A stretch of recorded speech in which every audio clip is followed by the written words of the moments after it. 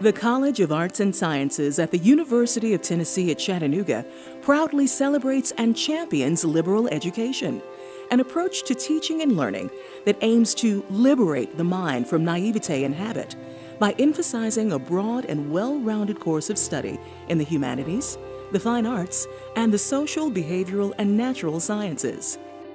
A liberal education prepares students to think critically and creatively, to communicate clearly, and to reflect on complexity, diversity, and change along our social, cultural, technological, and scientific horizons.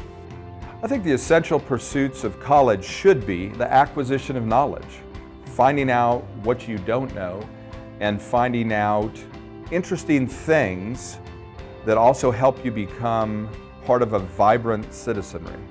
A liberal education cultivates, for an individual, strong intellectual as well as practical skills. For example, written and communication skills are central to our programs. Analytical skills, information literacy, and problem-solving skills are a real hallmark of our graduates. What that means is our students are able to make sense of not only their own lives through art, literature, philosophy, sociology, anthropology, the behavioral and social sciences, as well as the natural sciences, mathematics and statistics too. They cultivate that sense of social responsibility in that they have to think about not only their own experiences, but the lived experiences of others. The College of Arts and Sciences includes a wide and diverse array of programs of study here at UTC.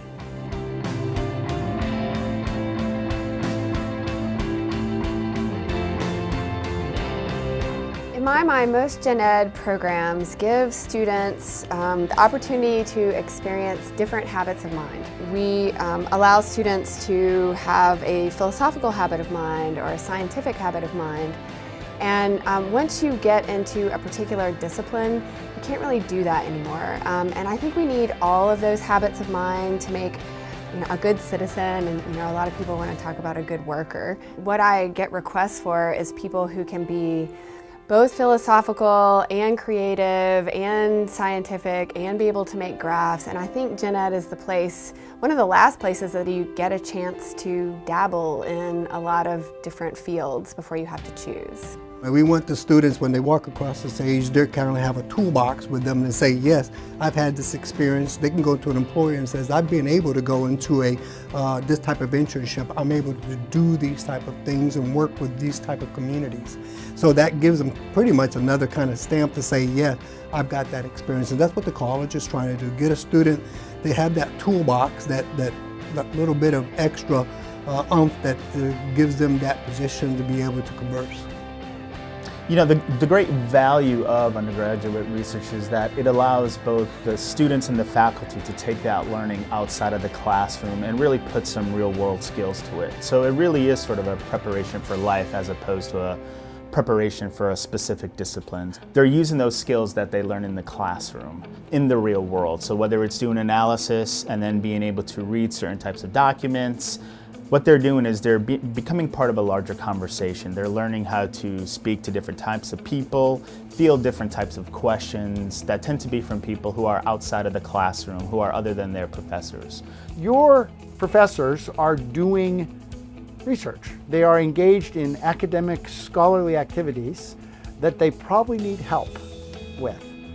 And the best way to get involved in undergraduate research, I think, is to ask your professor if they need help. I think it's crucial to art pedagogy that our faculty are practicing artists, that they are engaged in that broader art world, participants in that.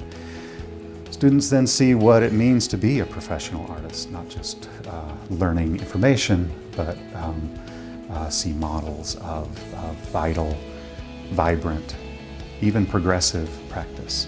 The students will be with us for 3, 4, 5 years, and then they move out into the world. And we feel a responsibility to make sure that our students understand what that transition means and what it means to engage professionally in the world as an artist, and the The ways that that happens here with artists, artist organizations, facilities, programs that operate outside the institution, and through that they're getting access to a lot of other voices, a lot of other ideas, and they're being challenged in ways that are different than the way that we challenge them in the university. Training musicians to perform is training them to understand music in the most internalized way. It is impossible to convey something that you don't have intrinsic knowledge of. So by training students to perform, we are training them to become better able to create and lead the musical experience for those around them and for themselves. We have 7 departments that have graduate programs. This includes the Department of Political Science and Public Service with its Master of Public Administration program, Environmental Sciences, Criminal Justice, English, Music, Math, Psychology.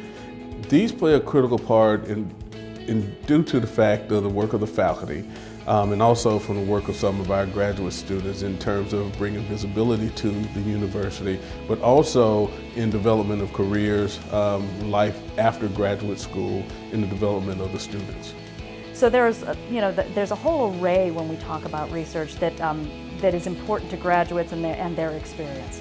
For, let's say, master's students, traditional master's students, it kind of gives them a taste of what maybe you are interested in this particular topic, and you might want to move into this particular field. This kind of gives you a taste of and a little flavor of what you might be interested in doing, so you can move on if you want to, or it can help you to identify that you don't want to go into academia, but you might want to go into industry, and you have that level of expertise to go into industry.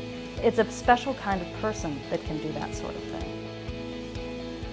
There are 2 or 3 different things you get from study abroad. I would say one of the most important things is linguistic competence, but from a more holistic viewpoint, I would say that just having a broader worldview and seeing how people do things in different places, getting to know people firsthand from a different culture is just very eye-opening for students.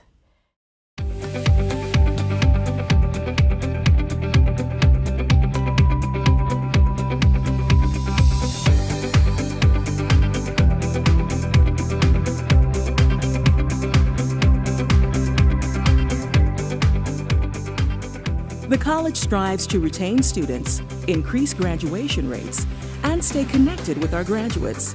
In these efforts, we emphasize strong advisement as we mentor our undergraduate and graduate students.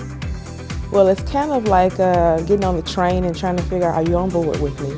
And then all of a sudden, when you realize they're on board, that's the reward I'm getting for the past couple of weeks. Sometimes things don't go the way you want it in higher education. Life happens. There are barriers that are going to happen in life, but we all are going to get through them, because I'm going to hold your hand a little bit and show you the path that I went through, and you're going to come through this journey as well.